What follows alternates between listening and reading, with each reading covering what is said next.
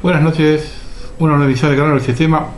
Hoy les voy a pedir que se queden hasta el final, puede ser que algunos no se queden hasta el final. Porque vamos a terminar el programa con dos videos. Sí, que cortitos, cortitos, muy cortitos. Que nos van a plantar, a pintar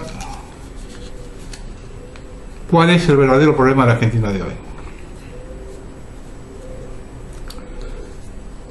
A esta altura de los acontecimientos, ya no preocupa tanto Macri, sino el 30% de la población que lo volvería a votar, a pesar de todo su prontuario. Cuando sostengo que gran parte del problema argentino está en Buenos Aires, no estoy equivocado. Son los porteños los que han generado esta metástasis para el país.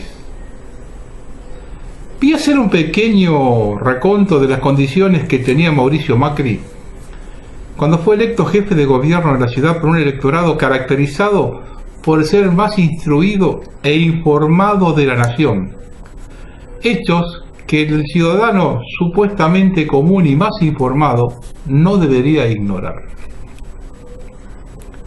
Primero, ¿quién era el presidente de Sebel cuando se descubrió que evadía impuestos en 1993? Segundo, ¿quién fue procesado en 2001 por ese contrabando de autopartes? Tercero, ¿a quién se le ocurrió el impuesto docente, la famosa oblea docente? Se encargaba de su distribución y se quedaba con el 10% de todo lo recaudado. Cuarto, ¿quién era el presidente de la empresa dueña del Correo Argentino meses antes de que éste quebrara y se descubriera su deuda millonaria con el Estado, y que posteriormente debería ser reestatizado?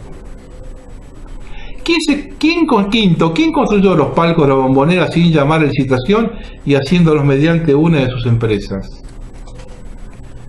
Sexto, ¿quién tuvo un pasivo de 75 millones de pesos, dólares, en Boca Juniors y debió inventar ingresos inexistentes para que el balance no arroje déficit? ¿Quién no cumplía con los requisitos que establece la Constitución en materia de compatibilidades para ser jefe de gobierno? Y octavo, ¿quién hizo el negociado de las cloacas con el intendente Rousselot, que provocó su destitución y procesamiento y comprometió por 22 años el patrimonio del municipio de Morón? El pasivo de la Bombonera de Boca eran 75 millones de pesos, no de dólares. Ahora voy a desarrollar brevemente 4 hechos que no podría ignorar el electorado. En caso Sebel, según la DGI, la empresa de los Macri se evadió unos 55 millones de pesos dólares del 93 al 95 durante la presidencia de Mauricio Macri en la empresa. En 1993, Sebel de Argentina exportaba autopartes a Sebel Uruguay, lo que le permitía cobrar reintegros por exportaciones. Pero a su vez, esas piezas eran ensambladas allí y luego importadas a la Argentina en forma de automóviles terminados. De ese modo, Sebel cobraba reembolsos por exportaciones y realizaba las importaciones con un arancel diferencial del 2%. Así se beneficiaba con el sistema de importación compensada a partir de los automotores exportados. Tras comparar los números de chasis y motor de 1.300 vehículos, se determinó que las mismas partes que salían de la Argentina a su vez eran regresadas en el país, luego de ser compradas y vendidas por Sebel Uruguay y Drago Sociedad Anónima, supuestamente controladas por Sebel. Un cálculo aproximado realizado por los investigadores concluyó que el monto de lo percibido como reintegro solo en 1993 asciende a unos 7 millones de dólares solamente ese año. Se estima que estas exportaciones continuaron hasta 1995. Mauricio fue embargado por 4.900.000 pesos dólares, pero posteriormente la corte menemista, Moliné, Vázquez, Nazareno y otros más, con la famosa mayoría automática, declaró inocentes a los Macri, rechazando la apelación de la causa a pesar de no tener argumentos para hacerlo. Ante las sospechas de corrupción y por su dudoso desempeño, estos jueces sufrieron juicio político y renunciaron o fueron destituidos en 2003. y el dudoso desempeño en la causa Sever fue uno de los cargos que se le imputaron.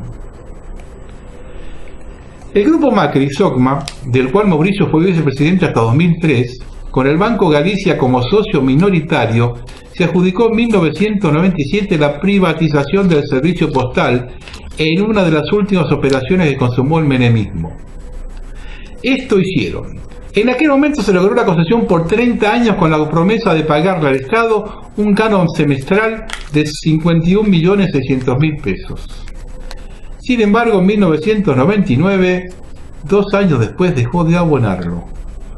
Correo Argentino Ciudadano había entrado en concurso preventivo en septiembre de 2001, cuando debía cerca de 900 millones de dólares. La deuda del grupo Macri con el Estado es 659 millones de dólares en el 1 a 1, hoy alrededor de 25.000 millones de pesos, y sin tener en cuenta los intereses. Se despidieron 10.000 empleados en forma masiva que fueron indemnizados, pero después el grupo Macri pretendió que se computaran estas indemnizaciones por despido como inversiones en la empresa. En el año de su despedida de Boca Juniors, a Macri no le dieron los números. El último balance de 2006 arrojó un pasivo por 75 millones de pesos. Además, el balance no dio déficit gracias a que sumaron ingresos inexistentes.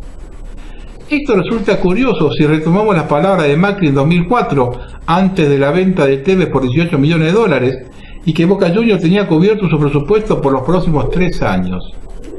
Ya mentía desde ahí, ¿eh? Recordemos que después de esto se vendió a Gago por 22 millones de dólares y a otros jugadores en 2006.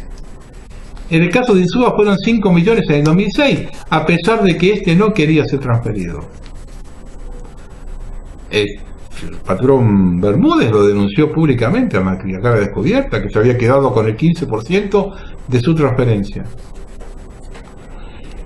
Y no cumplió con los requisitos que establece la Constitución de la ciudad en materia de incompatibilidades, ya que la función de jefe de gobierno es incompatible con ser propietario, directivo, gerente, patrocinante o desempeñar cualquier otra función rectora de asesoramiento o en mandato de empresa que contrate con la ciudad.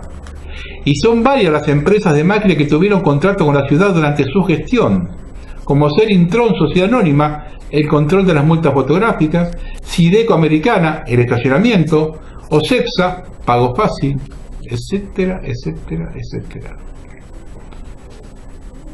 Gracias a esta desidia y materialismo, hoy nos encontramos en esta encrucijada. Y como ellos tienen conocimiento que lo siguen votando, hacen una puesta en escena de clase B el miércoles pasado, cuando se trataba en diputados el presupuesto. Solamente la soberbia de saber que están apalancados por el tercio de mayor poder adquisitivo de la sociedad, con una cobertura mediática que ya dejó en el barro los principios que deben regir al periodismo para convertirse en una parte fundamental del problema, y el apoyo restricto del nuevo orden mundial. Con esos 3 respaldos están condenándose al 70% de la población a la pobreza y con serios daños en la salud. Es tanta la soberbia que no tiene en cuenta que en la calle hay millones de celulares que filman o sacan fotos que inmediatamente suben a internet. Por lo que quedó al descubierto la falacia de la versión oficial de lo acontecido el miércoles pasado. Bolsas con piedras y montículos de piedra dejados la noche anterior, contenedores con residuos que se prenden fuego al mismo momento, encapuchados que arrojaban piedras y luego pasaban las vallas para quitarse la capucha y la mochila para vestirse como policías, otro que primero arrojó piedras y después asistía a un policía herido, encapuchados identificados como policías, detención de inmigrantes, entre ellos 2 venezolanos, hermanos identificados como Felipe de 31 y Víctor Julio de 23, que pertenecen al Servicio de Inteligencia de Venezuela, el SEBI. Observen las fotos.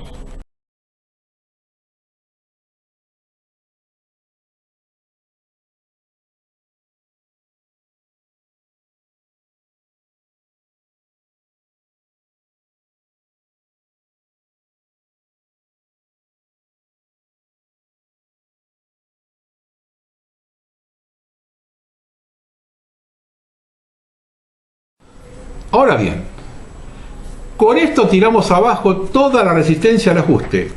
Le echamos la culpa al Frente para la Victoria y denostamos al peronismo.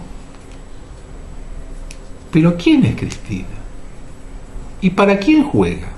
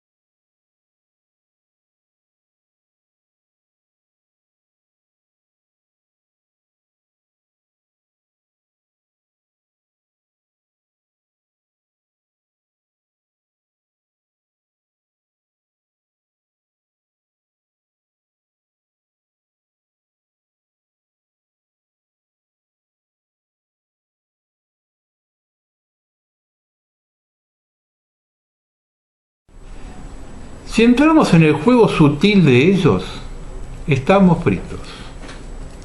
Luis Almagro, secretario general de la OEA, afirma que 22.000 cubanos se infiltraron en Venezuela. No existe la menor duda de que los servicios de inteligencia y otras ramas militares de Cuba controlan totalmente a Venezuela.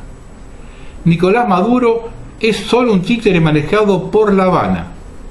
Ahora bien, Fidel Castro trabajó para la CIA desde 1948. ¿Cuesta tanto darse cuenta quién está detrás de todo esto? Había infiltrado de todos los servicios del mundo y solo detienen 2 venezolanos para abonar la teoría que el peronismo kirchnerista nos quiere convertir en Venezuela. Habla muy mal de los argentinos si seguimos comiendo este caramelo.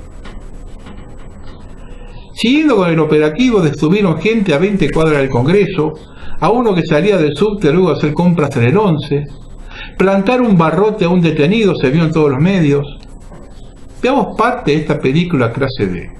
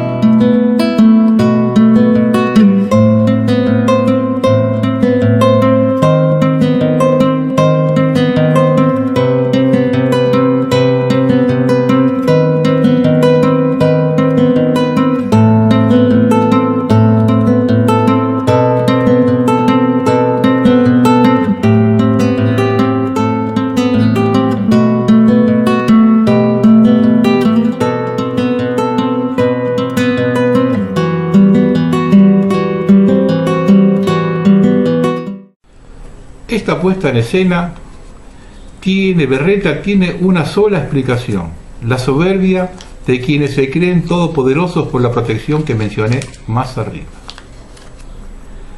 El Tata Joffre, en un programa televisivo, dijo que el dinero para los desmanes lo aportó el Vaticano. Por un lado me parece que ya perdió contacto con los servicios, por otro aún mantiene la beta menemista, hoy macrista, y por último preguntar si se refiere a esta Iglesia Católica.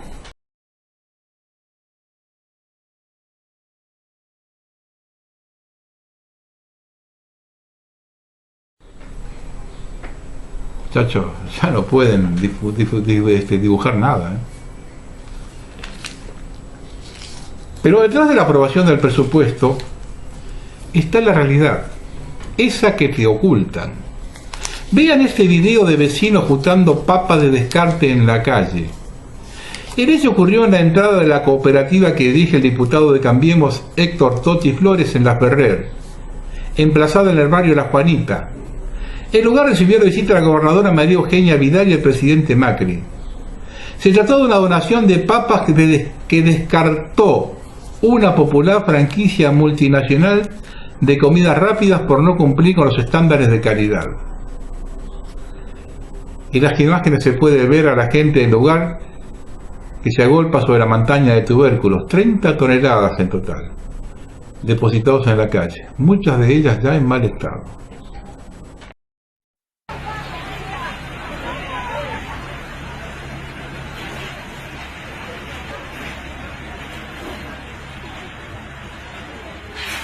Es una vergüenza.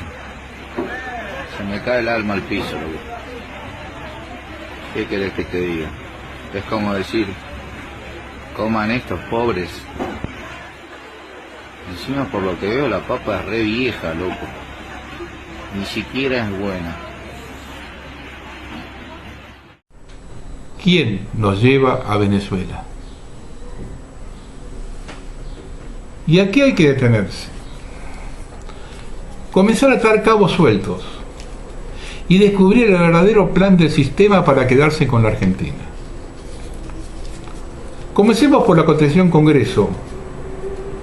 Informantes me dijeron que fue un ensayo y que estaba lleno de servicios de otros países. Esto comienza por abrirnos la mente. Si alguno tenía dudas cuando Churchill dijo en Yalta: no dejen que Argentina se convierta en potencia porque arrastrará a toda América Latina. Si alguno tenía una duda, esa duda se la sacó durante la Guerra de Malvinas. ¿Y cuál era el gran peligro que vislumbraba?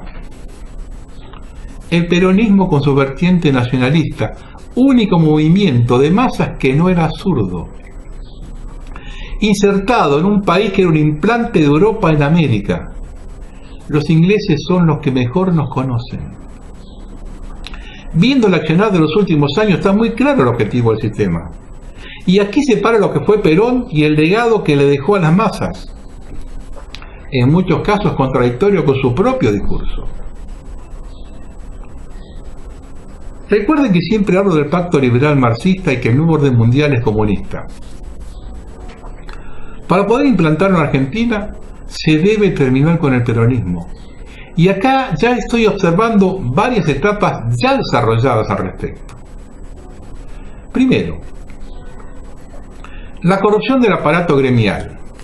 El comienzo de esto es la creación de las obras sociales en el gobierno de Onganía, que hizo entrar a toda la dirigencia sindical en el negocio de la salud y en el manejo de millonarias sumas de dinero.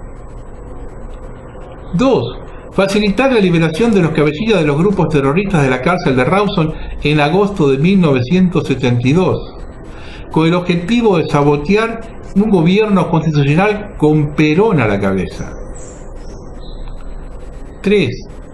Romper la masa peronista en la cacería de la autopista a Ezeiza al regreso de Perón, cuando los grupos que luego se cobijaron bajo el paraguas de la AAA e integraron después los grupos de tareas del proceso, hicieron la cacería contra la izquierda del peronismo. Cacería reivindicada por el propio Perón en su discurso esa misma noche. 4. Generar las condiciones para la asunción de Alfonsín, abogado de Roberto Santucho, líder del ERP, cuyo mayor legado ha sido permitir la infiltración de la izquierda en la educación y la cultura. 5. Bastardear las ideas peronistas con un gobierno neoliberal como el de Menem, que destruye el aparato productivo y privatiza las empresas creadas por Perón. Y 6.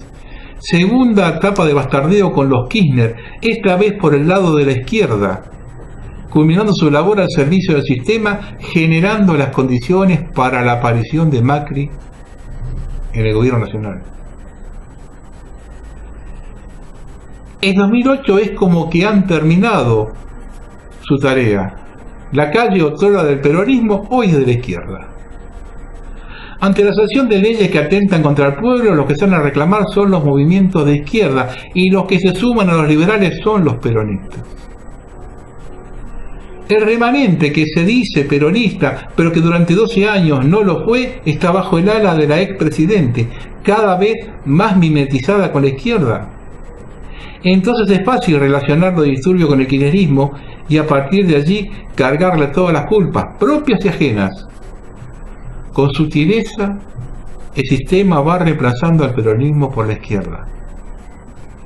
Más sutil aún, el sistema ha logrado dividir la masa peronista de la masa de izquierda, aunque ambos tengan un enemigo común: dividir para gobernar. Y ahí está la clave para dominar la Argentina. La masa obrera peronista, que con el tiempo ascendía socialmente a integrar la clase media, es un sector de la sociedad inquieto, con deseos de progresar, de acumular más bienes, movilizador, renegado por convicción, mezcla de ese gaucho alzado y el gringo emprendedor. El militante de izquierda es diferente, más de llevar del hocico, de economía de subsistencia cuasi pastoril, de conformarse con poco. Los nacionalistas generaron infinidad de guerras. Los comunistas fueron sometidos y masacrados durante décadas sin reaccionar. Por eso que al argentino le quieren talar con hambre su orgullo y contenerlo con un miserable plan social, que es el que reclaman los movimientos de izquierda. Ellos reclaman planes y planes y planes. Quedan pocas balas en la recámara y ninguna en el cargador. De cómo las usamos dependerá nuestro destino.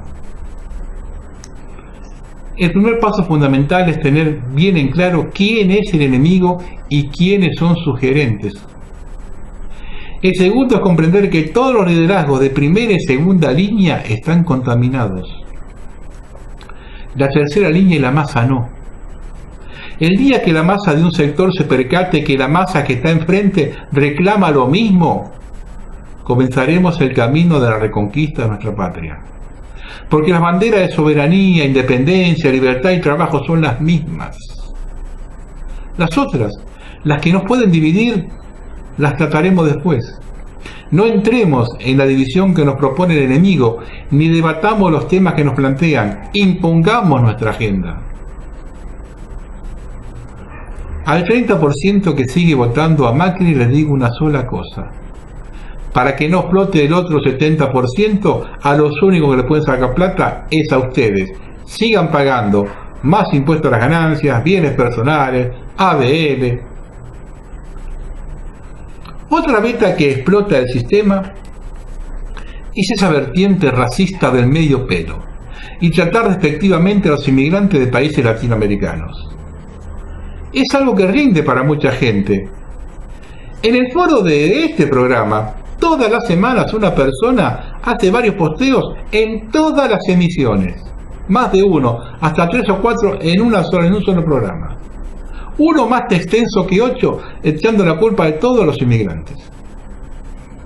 Es cierto que hay delincuentes entre ellos, pero también los que realizan trabajos que esquivan los argentinos.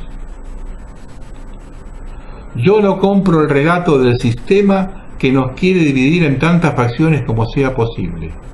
Cuando la clase media se dé cuenta que son los giles de la cuadra y retornemos como en el 2001, piquete, cacerola, la lucha es una sola, o cuando se percaten que el costo de no ser como Venezuela es convivir con un 70% de población paupérrima y que se vean obligados a enrejar hasta los ascensores, Posiblemente ahí, recién, nos daremos cuenta que la luz al final del túnel no es el tren que viene de frente. Otra cosa que llamó la atención esta semana fue la camioneta hallada en la Triple Frontera, que tendría un poder de fuego capaz de dañar a 100 metros a la redonda, la cual se la vinculó al comienzo con un hipotético atentado a la represa de Itaipú.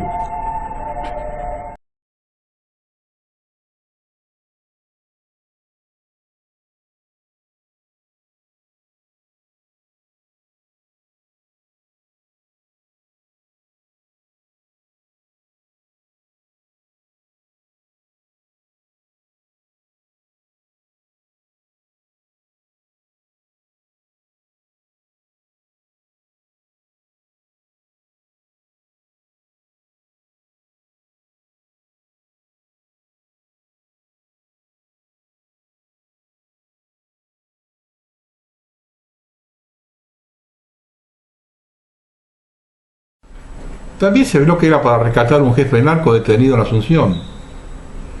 Yo no creo absolutamente nada de lo que acontezca en la Triple Frontera y sobre el acuífero guaraní, una de las zonas más pretendidas por el sistema global, lugar donde Estados Unidos quiere instalar una base del lado argentino. Prefiero desconfiar y equivocarme que ser ingenuo y equivocarme.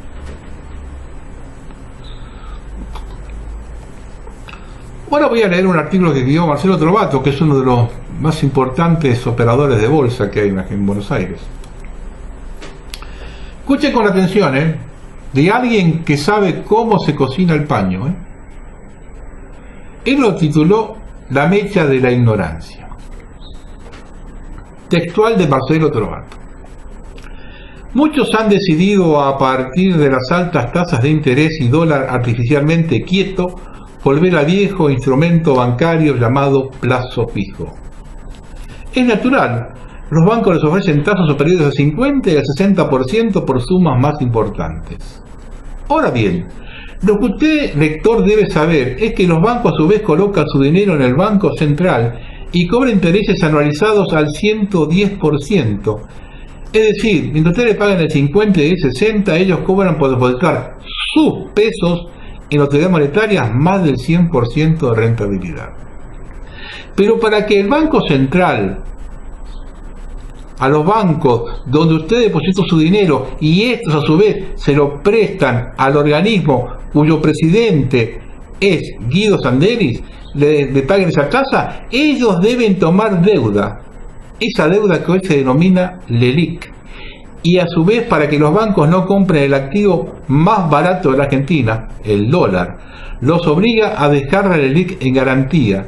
En la jerga se lo denomina encajes bancarios. En consecuencia, sus pesos los tiene el Banco Central. Los bancos tienen promesas de pago llamadas LELIQ a tasas impagables. Atención con esto, porque a impagables lo decimos de manera literal. Y el Banco Central ahora tiene sus pesos guardados y una deuda monstruosa que crece diariamente, porque las LELIQ se subastan cada 7 días. Y la rueda ha comenzado a rodar. Es una bola de nieve que por lo menos hasta junio de 2019 equivale exactamente a la base monetaria. Dinero en cuenta corriente, cajas de ahorro, paso fijo y circulante. 1.200.000 millones de pesos. Es decir, que si nos basamos en la media sanción del presupuesto y tomamos un dólar de 40, el Banco Central deberá pagar a los bancos 30.000 millones de dólares que no tiene ni va a tener. Y después le explico por qué no lo va a tener. Si todavía no se ha dado cuenta que otra vez el colocador de dinero a plazo fijo es el pato de la boda, le aportamos algunos datos más. El monto en plazos fijos en el sistema cubre solo 1/3 de las LELIQ que los bancos compran con sus pesos. Y a la vez el Banco Central, con el afán de secar la plaza de dinero generando una recesión dramática para contener al dólar, que a su vez suponen que con ello van a contener la inflación, generar una deuda impagable para el Banco Central con los bancos e impagable para los bancos con sus clientes.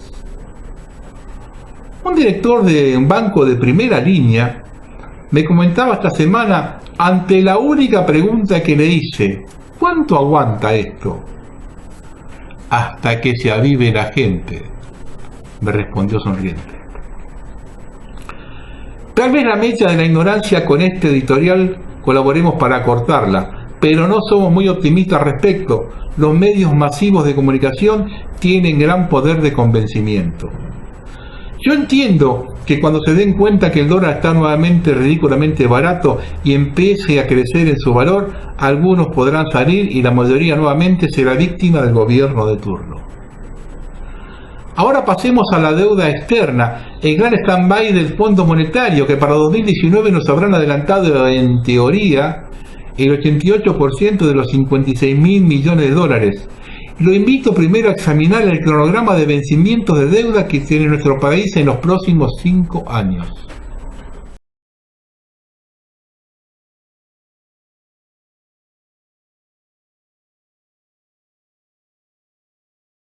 ¿Ya lo examinó? No es complicado darse cuenta que posterior a octubre de 2019 estamos en manos de Dios.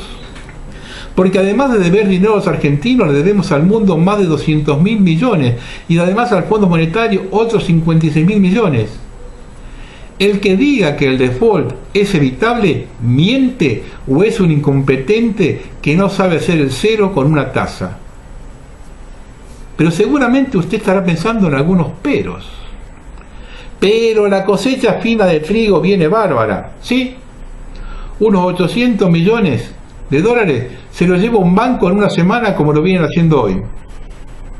Pero la cosecha gruesa va a ser récord, sí, y vamos a recaudar exactamente lo mismo que la cosecha anterior con sequía incluida, puesto que en el mejor de los casos que no haya ni niño ni niña y venga todo bien. La cosecha pasada se liquidó a un promedio de $1.050 el bushel de soja y hoy cotiza a 850 y para marzo del año que viene seguramente en 600. Pero si baja la tasa de interés, ¿el país se reactiva? No, porque en cuanto amaguen a bajar las tasas, el tipo de cambio vuela y el círculo vicioso vuelve a girar.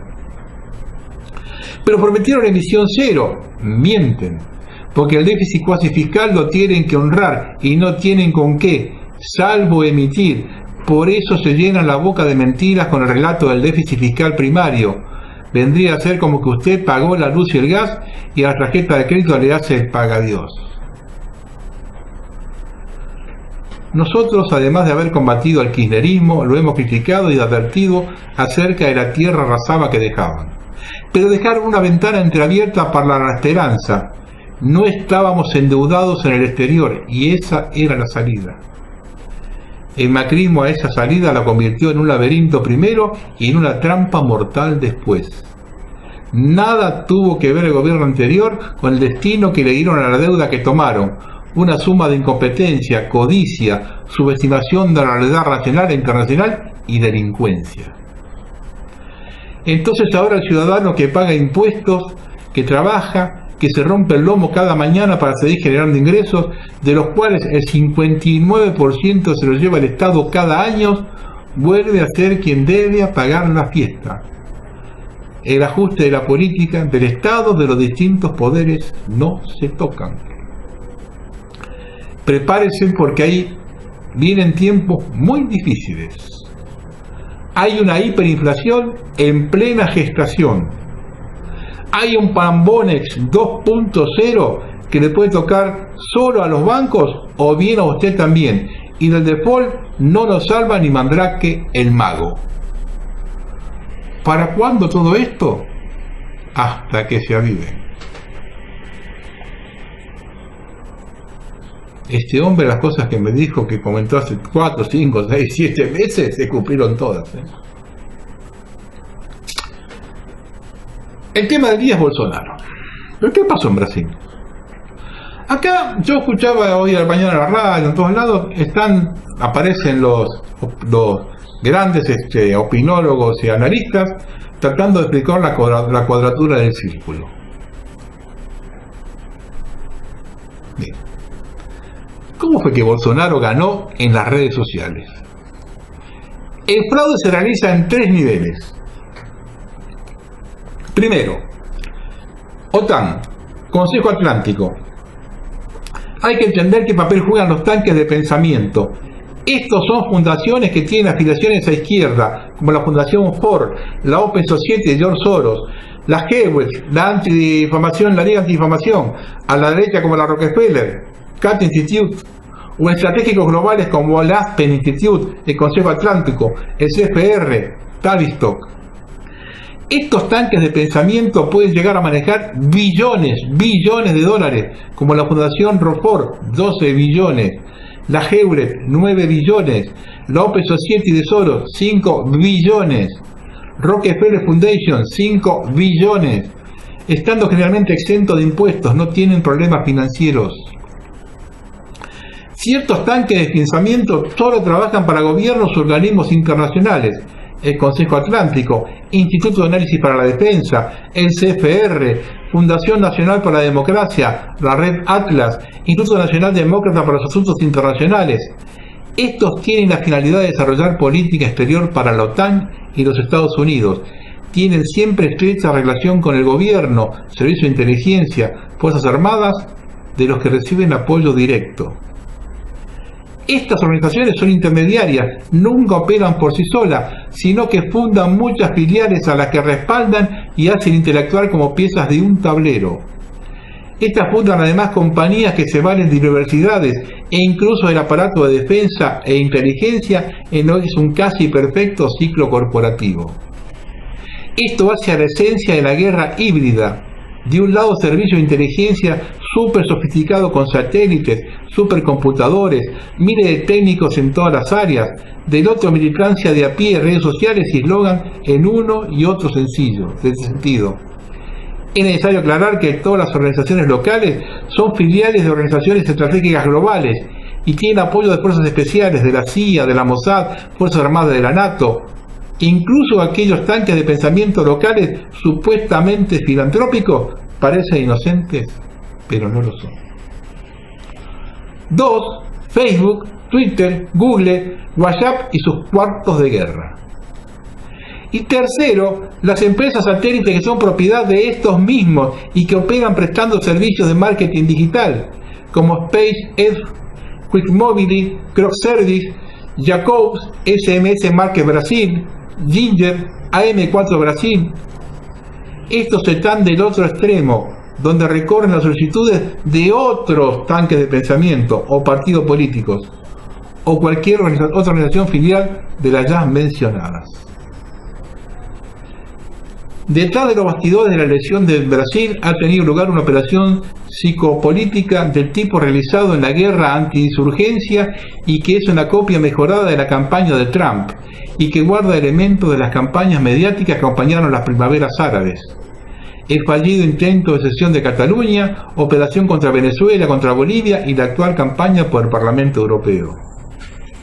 En esta oportunidad estamos presenciando como una multitud de cuentas evidentemente falsas, robots, cuentas con atributos de superusuario, están saturando las redes sociales. Troll groups que operan desde troll centers fuera de Brasil para la simulación, creación del consenso a través de un medio revolucionario de propaganda engañosa y abusivo, spamming, y en total violación de la neutralidad de la red. Desde hace 5 meses se está viendo en Brasil el retorno de los mismos actores que en el 2013 realizaron el Maidán brasilero con sus patos amarillos.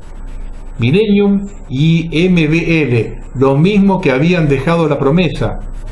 Este movimiento apenas comenzó, hacemos parte de una lucha nacional y una lucha mundial. No podemos parar aquí. Millones de posteos personalizados y noticias falsas han sido dirigidas a miembros de las policías militares y del ejército con la finalidad de radicalizarlos políticamente a través de la desinformación orientada al extremismo, exaltando las milicias, los abusos policiales, la dictadura, el intervencionismo y en favor del mito Bolsonaro. Lo mismo pasa a los 42 millones de evangélicos que inocentemente le han dado sus datos al monstruo de Silicon Valley y hoy le devuelven el favor con noticias mendaces destinadas a manipularlos y enfrentarlos en una escalada de violencia que promete terminar en una guerra civil. No hay ningún control por parte de un gobierno que proteja a sus ciudadanos, no hay acciones por parte de fuerzas de la oposición que parece gustarle el tomar parte del experimento social que hace esta maquinaria demente, que no se detendrá hasta lograr que se instale una dictadura legislativa como plataforma para la criminalización de grandes sectores de la sociedad, para el saqueo de recursos naturales y para alimentar su industria de la guerra, una dictadura imperialista justificada a través del voto. Y ojo, el 2019 en Argentina. Ojo, con todo esto.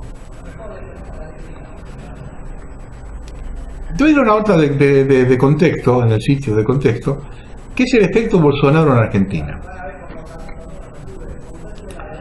El haber sacado un conejo de la galera en Brasil en pocos meses pone al sistema en la tarea de hacer lo mismo en Argentina, ya sea dentro del cronograma electoral previsto o en otro escenario también previsto.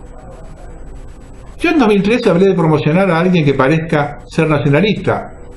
Si lo quieren más a la izquierda, pueden promocionar a un Amerindo, o a alguien más a la derecha, ya tiene varios candidatos, Esper, Milei, Laje, Márquez. Macri y Vidal sueñan con replicar la estrategia que Bolsonaro llevó adelante en Brasil y sumar al ejército de pastores para la campaña 2019. Las 4.500 congregaciones del conurbano ya trabajan en intentar frenar un posible estallido social. A cambio, el lobby evangélico conseguiría impedir que el Congreso Nacional y la legislatura bonaerense avancen con los cambios en las leyes de educación sexual integral. Vetalo, paralo, buscale la vuelta. Si esto sale, va a ser un escándalo, le habría dicho el pastor evangélico Jorge Schneewald al presidente argentino Mauricio Macri al exigirle que frene las modificaciones a la Ley de Educación Sexual Integral, ESI. A cambio, Schneewald y otros pastores habrían ofrecido su estructura religiosa para distribuir mercadería e intentar apaciguar los efectos de la profunda crisis social que parece no tener freno. Tenemos una congregación en cada barrio, le habría dicho al presidente y a la gobernadora María Eugenia Vidal al ofrecerles una red que se calcula en 7.700 templos en la provincia de Buenos Aires, 4.500 de ellos en el conurbano bonaerense. Las declaraciones surgen de un audio de WhatsApp que el propio Schneewald, que forma parte de la Alianza Cristiana de Iglesias Evangélicas de la República Argentina, habría enviado a un colega y que fue filtrado y luego difundido por el portal de noticias Letra P. En el audio, que hace referencia a una reunión producida en la Casa Rosada el 4 de septiembre, el pastor se jacta de que Vidal y Macri habrían cedido ante su reclamo y le habrían asegurado que pondrían trabas a las reformas planteadas por los sectores progresistas y de izquierda.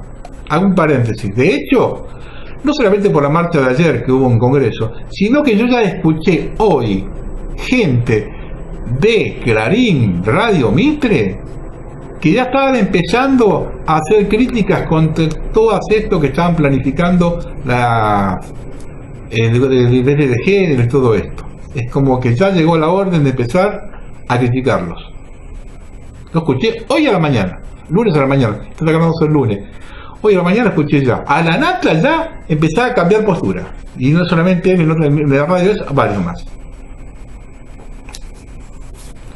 Todo indica que como contrapartida el gobierno espera que los líderes evangélicos pongan a disposición su ejército de pastores para lograr un marco de contención social, distribuir bolsones de comida en el conurbano y empezar a conformar una estrategia de cara a las elecciones de 2019, al estilo sucedido en Brasil con el candidato ultraderecha Jair Bolsonaro,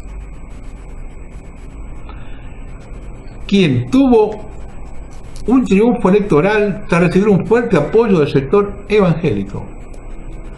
Si bien las iglesias evangélicas en Argentina no parecen tener un peso tan decisivo como en Brasil, en el marco de una posible elección con cierta paridad, podría ser decisivo el apoyo de un sector con influencia en una parte de la sociedad que, según los especialistas, rondaría el 12% de la población. Según otros cálculos y las declaraciones de algunos pastores, el porcentaje sería mucho más alto.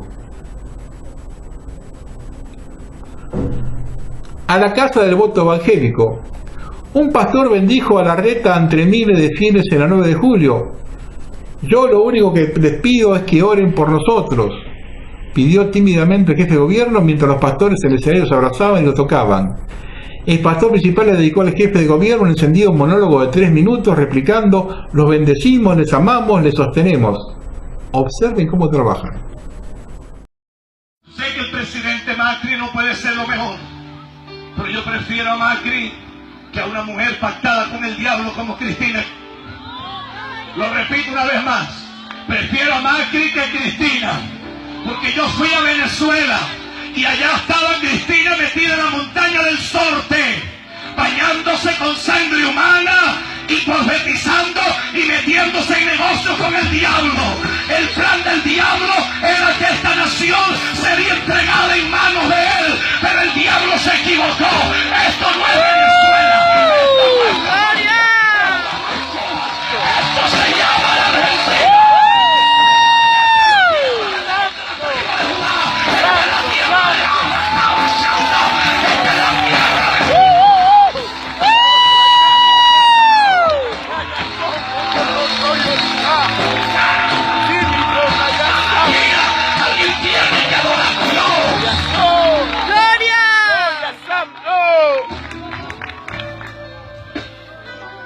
Levanta manos si puedes. Ingratitud. El único que pudo sacar a esa mujer del poder fue Dios. El único. Porque lo que estaba era levantando una nación de vagos. El mismo sistema fallido comunista. Lo único que enseña la isla de la juventud en Cuba es levantar parásitos ignorantes, escuálidos como los que están gobernando Venezuela. Que no tiene capacidad de levantar gente que pueda ir más allá. Homosexuales como el presidente de mi país, pactados con el diablo, porque nunca entendieron que bienaventurada la nación cuyo Dios es Jehová. Número 4, Jesús lloraba. Esto no es nuevo. Hace mucho tiempo se viene preparando. Esto que video que voy a pasar ahora, yo lo pasé ya hace más de un año. Lo vuelvo a repetir porque ahora toma más importancia.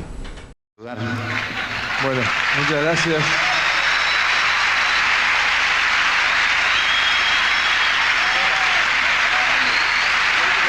Muchas gracias, Pastor, por esta oportunidad.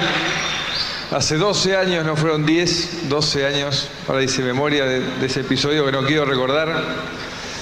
Le agradezco enormemente que haya rezado porque Dios me dice otra oportunidad de estar hoy acá con ustedes. Y espero que esa oportunidad sea para que pueda ayudar a lo que decía el pastor, es que la Argentina vuelva a renacer. Así que espero que este amor que he visto hoy acá, esta fe, este respeto por sus hermanos, nos sirva como ejemplo a todos los argentinos para hacer lo que queremos, que es una nación donde haya lugar para todos. Les pido que recen por todos nosotros, que recen por aquellos que salgan elegidos para que la Argentina salga adelante. Muchas gracias. No te vayas. Un ratito porque quiero decirte algo.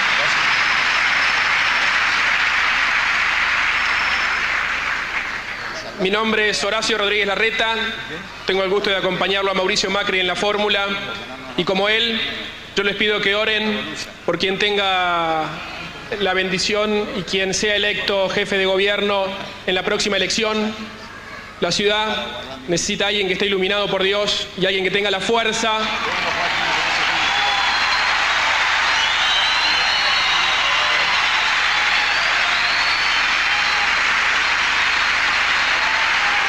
y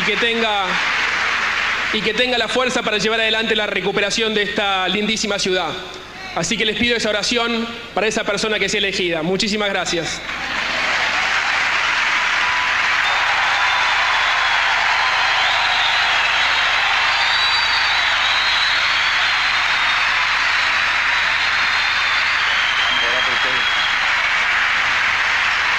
la iglesia levante las manos hacia aquí y vamos a bendecir estos hombres que ponen sus manos en el arado, se postulan. Lo que dije al principio. Si no tenemos en claro cómo se mueve el enemigo y quién es el enemigo y quiénes son sus representantes acá, estamos complicados. Miren, yo voy a pasar una noticia que es oficial. Oficial. Esto salió en argentina.gov.ar, Presidencia de la Nación. Es cortito, para que veamos dónde estamos parados acá. El Instituto Nacional de Formación Docente del Ministerio de Educación, Cultura, Ciencia y Tecnología, con apoyo de la Organización de Estados Americanos, lleva adelante el programa de movilidad académica Paulo Freire. 8 estudiantes de los profesorados de Biología, Matemática y Nivel Inicial de Chubut, Buenos Aires, Corrientes y Jujuy participan en un intercambio en Cuba. El objetivo principal de esta beca es promover la movilidad de futuros maestros y profesores de educación inicial, primaria, secundaria, especial, bachillerato y técnico profesional. En la misma línea, de septiembre a noviembre, 25 estudiantes mexicanos profesorados de nivel inicial, primario, educación especial, física y matemática cursan asignaturas en los Institutos Superiores de Formación Docente de dichas provincias. Ya estamos mandando gente a Cuba. Un gobierno que se dice liberal.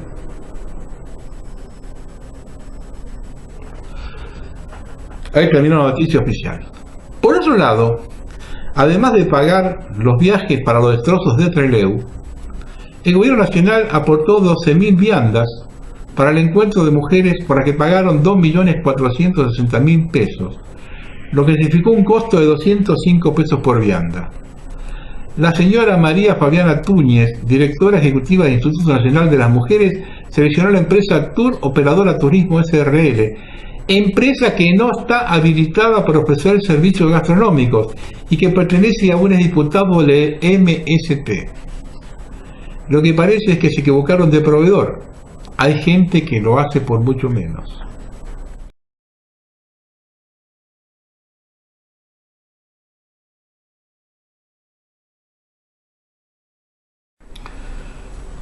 Cuando hablo del pacto liberal marxista y el número mundial es comunista, no me responden ahora.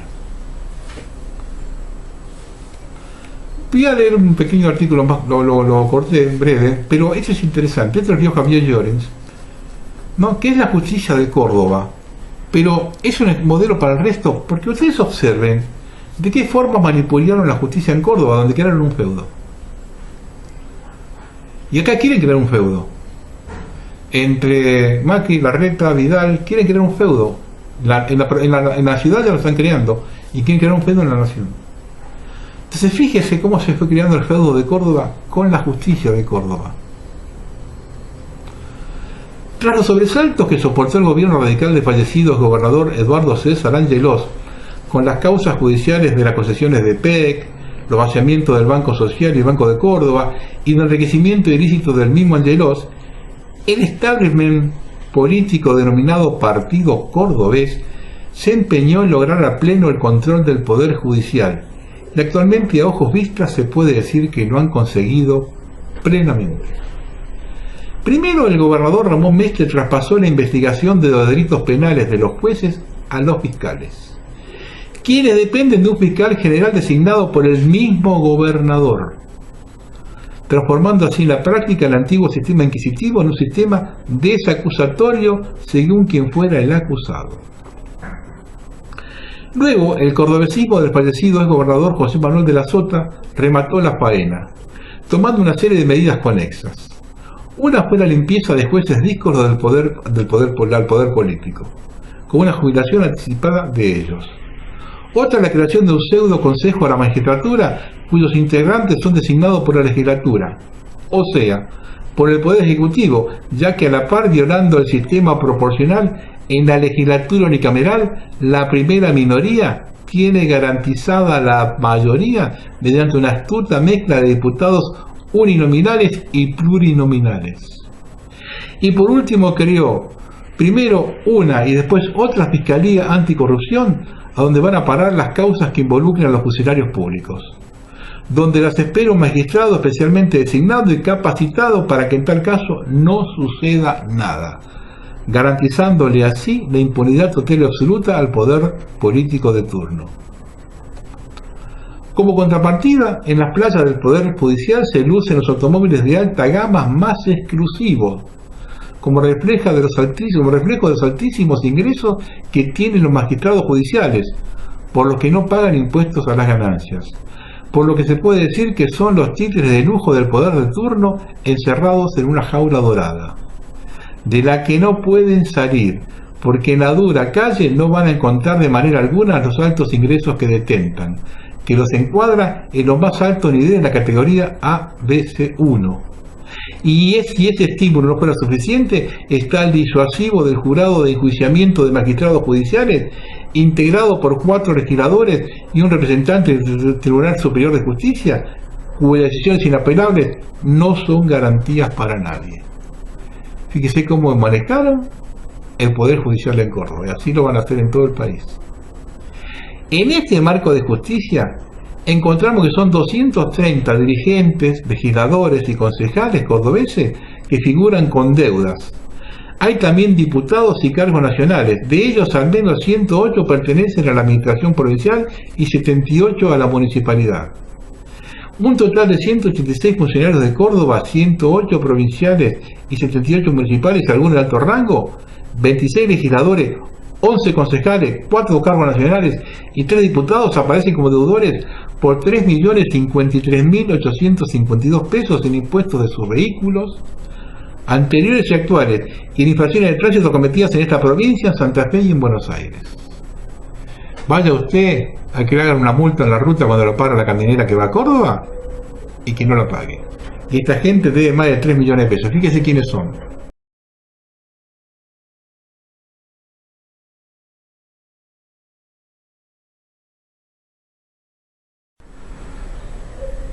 Hay un artículo que publicó Info Jueguina. Ya comienza la entrega acá. Con la anuencia del Fondo Monetario, Macri entregaría invaluables recursos en zona de Malvinas. Se trata de una vasta región del mar argentino para exploración y explotación de hidrocarburos, superficie que tiene un tamaño equivalente al 3.1% de la plataforma continental argentina. Luego de la polémica decisión de la Casa Rosada de endeudarse con el Fondo Monetario en 50.000 millones de dólares y luego de ampliar el monto a más de esa cifra, el Poder Ejecutivo Nacional resolvió llamar a licitación offshore para la exploración y explotación de más de 200.000 kilómetros cuadrados de la plataforma continental, entre lo que se encuentra la cuenca Malvinas Oeste. La resolución decreto 872/18 fue publicada en el Boletín Oficial el pasado 2 de octubre, donde se instruye a la Secretaría de Energía que proceda a convocar a concurso público internacional para la adjudicación de permisos de exploración para la búsqueda de hidrocarburos en las áreas del ámbito costa afuera nacional.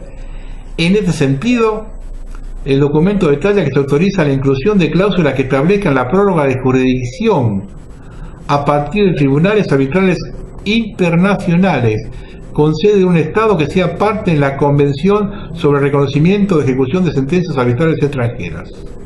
Esto es Nueva York. Asimismo, se deja de manifiesto que los concesionarios de explotación que hubieran obtenido una concesión en el área de cuestión abonarían regalías sobre la producción de la concesión de explotación al Estado argentino. Es menester mencionar que dentro de las cuencas que serán cedidas arbitrariamente por el Gobierno Nacional y corporaciones foráneas se encuentra la cuenca Malvinas Oeste, que está adherida al archipiélago que disputa con el Reino Unido. Posee alrededor de 90.000 kilómetros cuadrados, equivalente al 30% de la superficie de la provincia de Buenos Aires. No tiene límites, lo hemos dicho, yo lo vengo diciendo hace rato.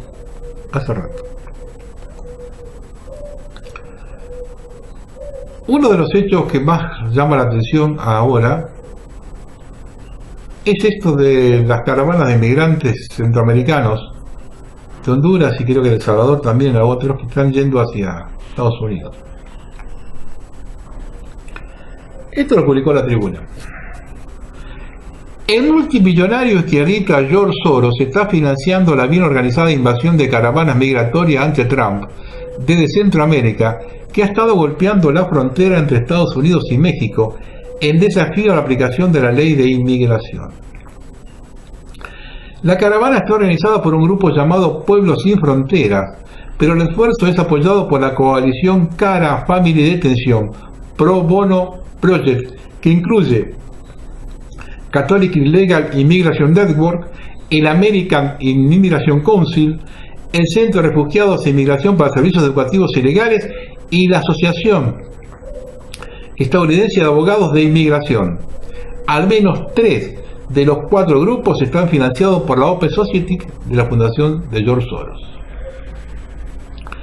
Con la coalición Cara anunciada oficialmente la semana pasada, WND también informó que otros grupos que apoyan financieramente a las caravanas de migrantes centroamericanos hacia el norte a través de México incluyen la Fundación Ford, Carnegie Corporation y la Fundación MacArthur.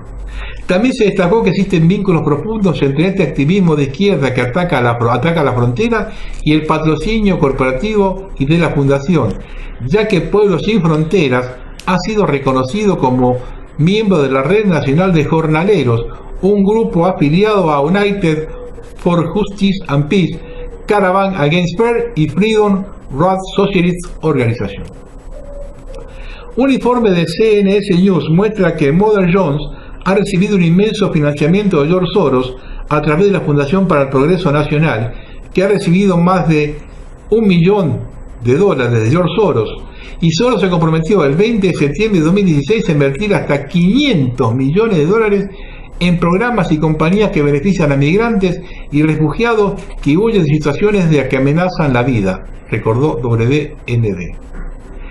En otoño pasado, Soros transfirió $18 millones a Open Society Fundación, la red de organizaciones sin fines de lucro que Soros utiliza para avanzar en su ideología globalista y sin frontera, tanto en los Estados Unidos como en todo el mundo, relató WND. La transferencia masiva, que fue reportada por primera vez por el Wall Street Journal, es más o menos equivalente al Producto Interno de Afganistán, según datos del Banco Mundial. Se ve como una forma para que Soros evite el impuesto al patrimonio, también conocido como el impuesto a la muerte, que penaliza grandes herencias. Algunos dirán que uno delira con esto, ¿no? Vean cómo le pagan a los migrantes. Pero aquí hay un reparto de dinero entre los miembros de la caravana y creo que sería importante definir quién y por qué repartía este dinero. Me queda claro que la gran mayoría de las mujeres, los niños, los hombres que vienen a la caravana no traen ni un 5 para comprarse un taco. Pero estas imágenes llaman mucho la atención y ya le voy a compartir algo que también soltó ayer el padre Solalinde en redes sociales. Al que se le va dando de una vez, que se vaya. Solo a las mujeres primero. Solo a las mujeres primero.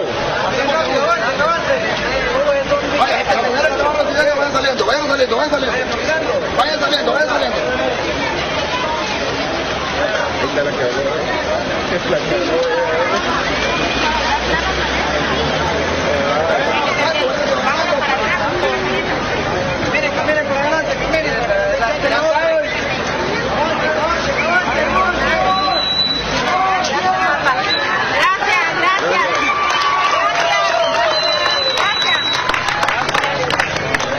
Vénganse para acá,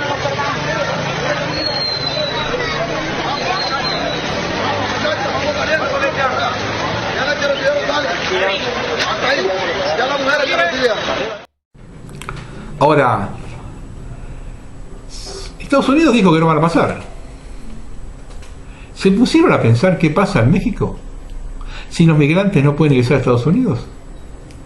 ¿No les parece curioso que esto acontece al poco tiempo de asumir un presidente con un discurso más de defensa de los intereses nacionales en México? Justito en este momento,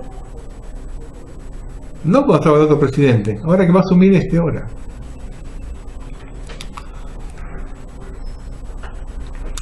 Hay un artículo de BBC Mundo, ¿no?,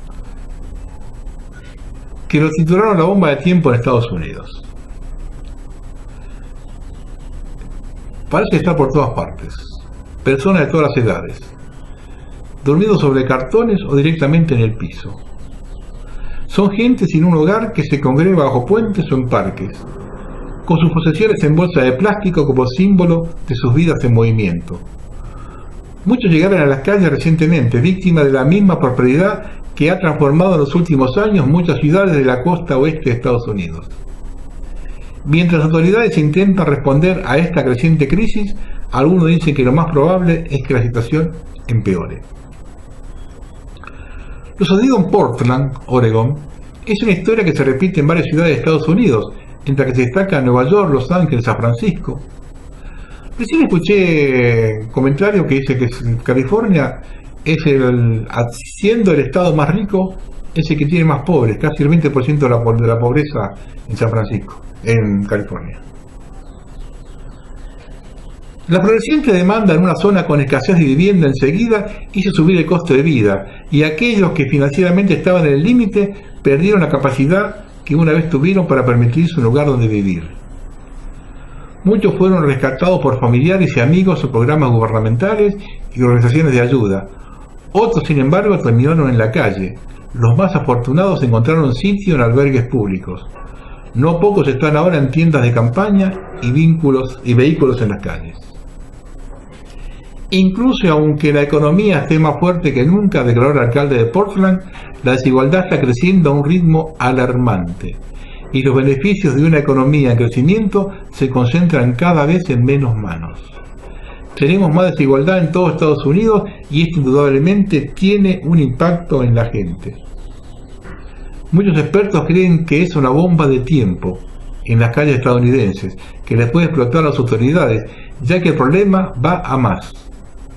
Las cifras exactas son siempre difíciles de establecer, pero 554.000 personas estaban sin hogar en una misma noche en todo Estados Unidos en 2017, según informó el Departamento de Vivienda y Desarrollo de Los Ángeles, donde la situación se describe año tras año como sin precedente. Tienes más de 50.000 personas sin hogar, solo por detrás de Nueva York, que tiene unas 75.000.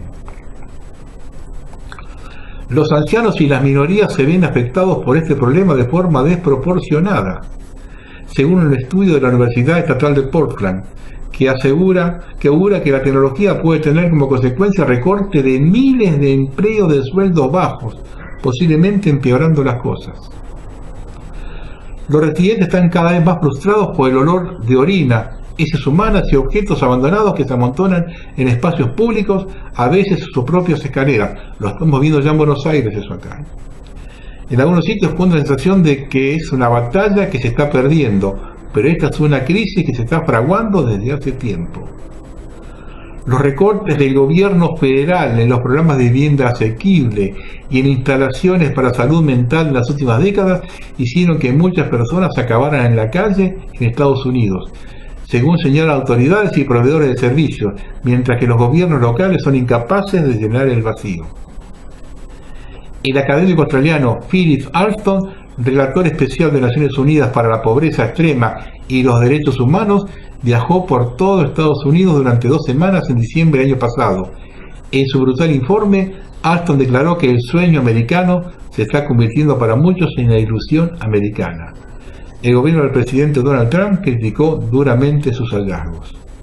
El futuro, advirtió Alston en una entrevista, no parece alentador. Las políticas del actual gobierno federal se centran en recortar al máximo posible los subsidios para vivienda y creo que lo peor está por llegar.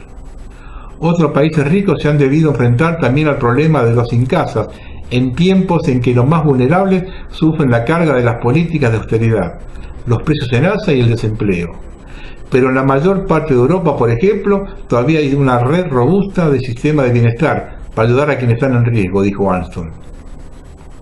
En esencia, si estás en Europa, tienes acceso a una atención sanitaria básica y rehabilitación psicológica y física. Eso contrasta fuertemente con Estados Unidos.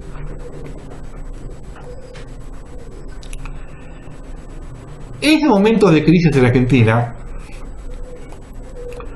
donde uno supone que está todo a punto de reventar. Uno, cuando leía el artículo de Trovato y otras cosas más que va viendo, supone de que estamos a la altura de un polvorín, que estamos arriba del Titanic, que el Titanic ya estamos viendo la témpano de hielo.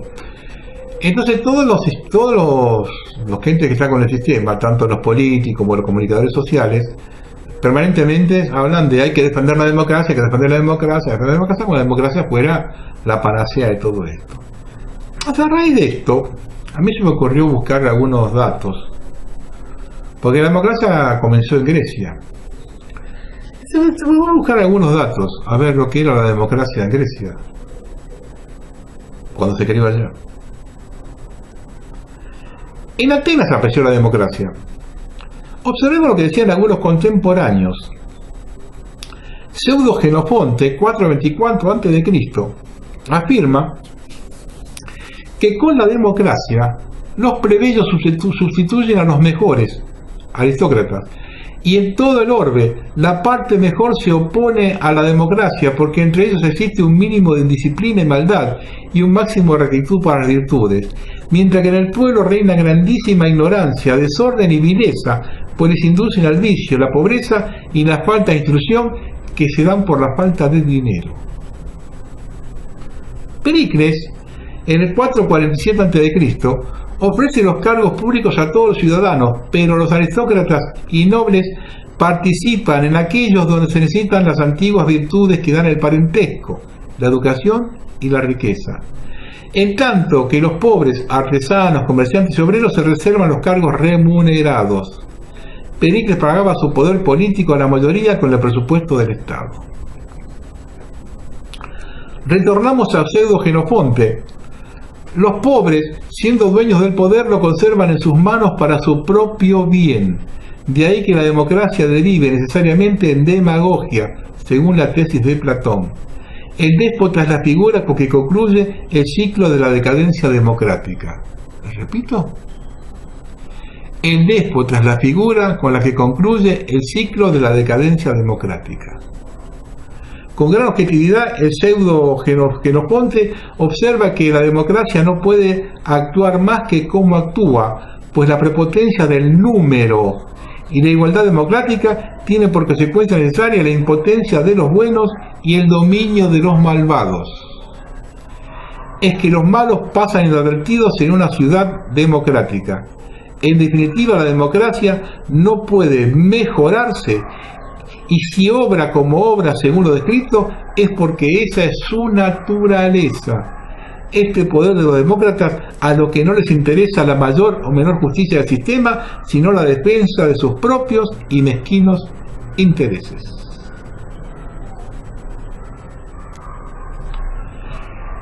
¿Les queda claro todavía cuando yo digo de cambiar el sistema?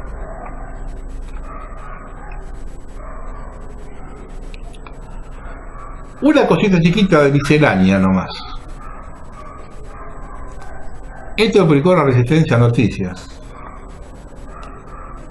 Uno de los problemas en la Argentina es que nadie se hace cargo de sus errores. Algo se hizo mal, se hace otra vez pagando 2 veces. Algo así pasó en Salta. No pasaron ni 30 días de que el presidente Mauricio Macri y el gobernador Juan Manuel Urtubey inauguraron un cruce sobre la Ruta Nacional 68.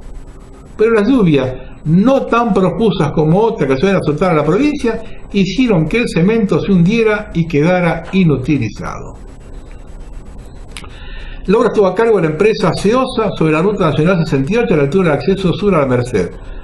Desde Libertad Nacional, el gerente regional Francisco Blosser destacó que ya le habían advertido a la empresa sobre la compactación de la obra. Sin embargo, hicieron caso omiso y derivó en la eventualidad. La hacemos de vuelta y nos pagan de vuelta. ¿Cuál es el problema? Si la cosa sale mal, se hacen cargo los pobres contribuyentes. Nosotros cobramos 2 veces. Tenemos laburo para otra gente 2 veces por la misma obra. Voy terminando porque yo la verdad quedo agotado con todo esto porque una cantidad de pálidas. Varias veces dije que Alicia Carrió trabaja para Estados Unidos, ¿no?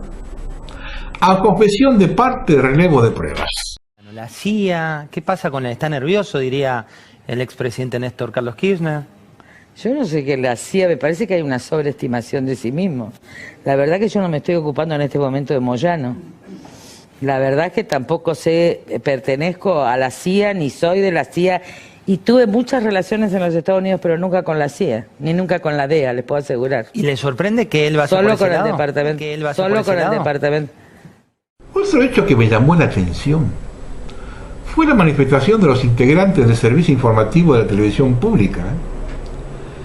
Cuando se pierde el miedo, comienza la cuenta regresiva. Piedras en el camino a la realidad. La Asamblea de Trabajadores del Noticiero de la Televisión Pública expresa su rechazo a la sesgada cobertura que realizó la Gerencia de Noticias de la Misión Central sobre la represión que tuvo lugar afuera del Congreso durante la discusión por el presupuesto.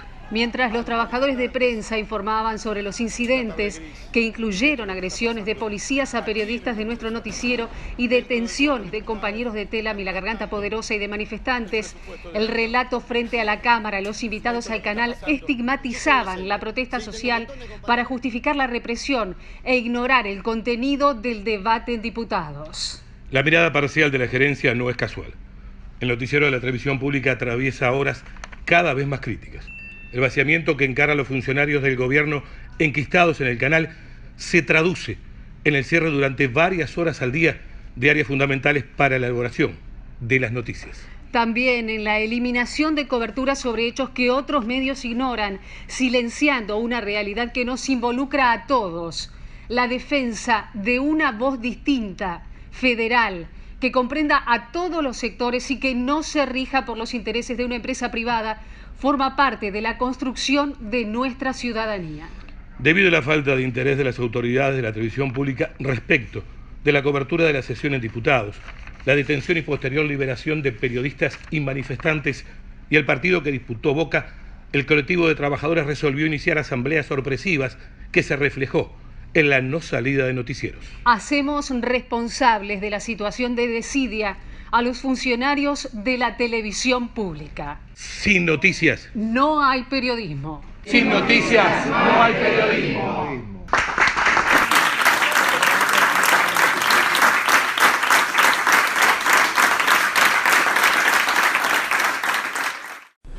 Esto es desgastante. Esta tiranía mediática que ha sometido al sector de mayor capacidad económica ya no tiene límites. Ocultan y mienten como jamás lo he visto en mi vida. Y la gente no piensa. Compra y listo. He escuchado en estos días, cuando hablamos de las bolsas de piedras, decir que las llevaron los manifestantes. ¿Se puede ser tan pelotudo de pensar que la policía deja pasar a un hombre con una bolsa de piedras camino al Congreso? ¿O dejar de cargar una camioneta? Escuchado por la radio dirigente de Cambiemos repitiendo la cantinela de la agresión peronista sin que ningún periodista le repregunte nada. Y un 30% que compra mentiras se cree que son la parte sana de la sociedad y siguen con la perorata de tratarnos, sacrificamos a Macri de kirchnerista. Cuando nos reclaman los 10 millones que cuesta la reparación de la plaza, le respondemos que son 18 minutos de intereses de la LELIC. Y nos dicen que la herencia, que es la herencia recibida. Lo votaron. Tienen que pagar ganancias, bienes personales, aquellos que todavía pueden y no tuvieron que cerrar sus negocios. Y nos van a volver a votar. El 60% de los jubilados lo va a volver a votar. Está muy clara la encuesta que determinó que el 80% de los profesionales solo leyó los libros correspondientes a su carrera. Y en muchos casos fueron apuntes. Lo voy a decir una vez más. Me avergüenza ser porteño y estoy cada vez más convencido que la Argentina sale adelante sin Buenos Aires. Es la única forma de sacarlo encima esta prensa canalla que distorsiona y envenena las mentes. Ahora veamos estos dos videos cortitos para que se den cuenta dónde está el problema y la sarta de estúpidos de los argentinos todavía creen historias oficiales. Los narcos que nos mandan, a ver. Mira, a ver. Déjeme pasar. ¿Pero qué hace? Estoy trabajando, soy periodista. Mire, a ver, Bonfatti no va a contestar. Bonfatti, ¿por qué no manda grupo de tarea a agredir? Bonfatti no va a contestar sobre la banda de la Tata Medina y el Gordo Abregú.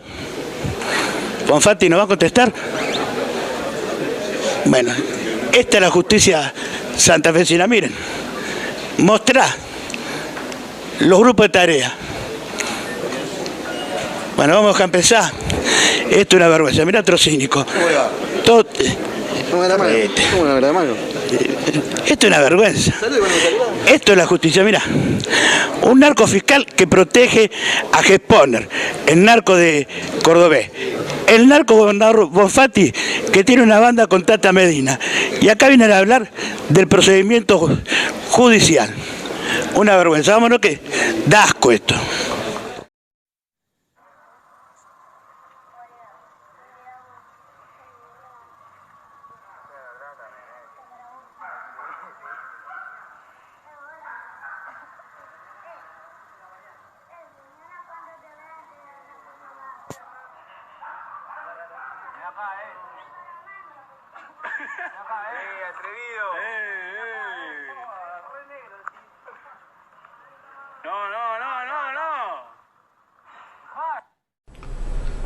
Señores, estamos muy complicados. Esta bola de nieve, falta poco para que llegue abajo. Buenas noches.